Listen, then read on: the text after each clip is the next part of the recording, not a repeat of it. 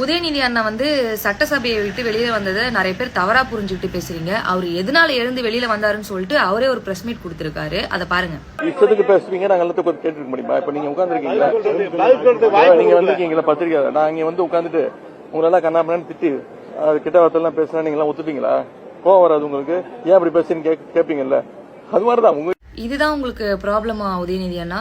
CM அவர்கள் வந்து பார்ட்டின்னு ஒரு வார்த்தையை ஆரம்பிக்கும் போதே நீங்களும் உங்க கட்சியை சேர்ந்தவர்களும் எழுந்திருச்சு கூச்சலிட ஆரம்பிச்சிட்டீங்க, வெளிநடப்பும் செஞ்சுட்டீங்க.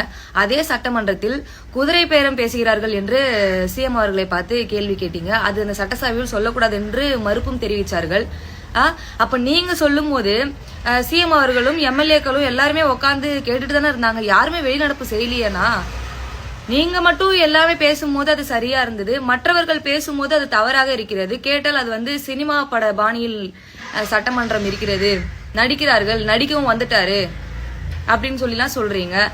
இதுக்கு நீங்க அங்கேயே உக்காந்து அவர் பேசுறத முழுசா கேட்டு நீங்க ஆன்சர் பண்ணிருந்தீங்கன்னா இன்னும் கொஞ்சம் பெட்டரா இருந்திருக்கும் அண்ணா. நம்ம பேசினால் தவறு இல்ல, அடுத்தவங்க பேசினா அது தவறுன்றது எந்த விதத்துல நியாயம்னு தெரியல.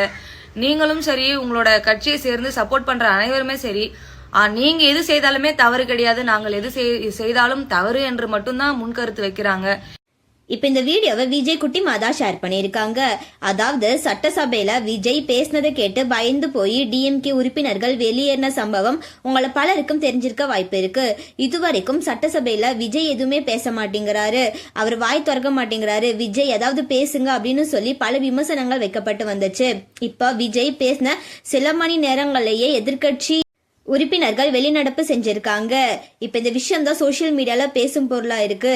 இப்படி இருக்க நிலையில அந்த சட்டசபையில வச்சு எதுவுமே பேசாம உதயநிதி ஒரு பிரஸ் மீட்ல சட்டசபையில இப்ப விசில் அடிக்கிறாங்க, அடுத்து டான்ஸும் நடக்க போகுது அப்படின்னு சொல்லி டிவிக்கு உறுப்பினர்களை விமர்சனம் பண்ணி ஒரு பிரஸ் மீட்ல பேசியிருக்காரு. அதை பார்த்த விஜய் குட்டிமா உதயநிதியை விமர்சிச்சு இந்த வீடியோவை ஷேர் பண்ணியிருக்காங்க. இதை பார்த்த நிறைய பேர் நீங்க கரெக்டா தான் பேசுறீங்க குட்டிமா அப்படின்னு சொல்லி குட்டிமாக்கு ஆதரவு தெரிவிச்சுட்டு வராங்க. இந்த வீடியோவை பத்தி உங்களோட கருத்துக்கள் என்ன அப்படின்னு சொல்லி கமெண்ட்ல சொல்லுங்க. மேலும் இந்த மாதிரியான அப்டேட்ஸ்க்கு நம்மளோட சேனலை சப்ஸ்கிரைப் பண்ணிக்கோங்க.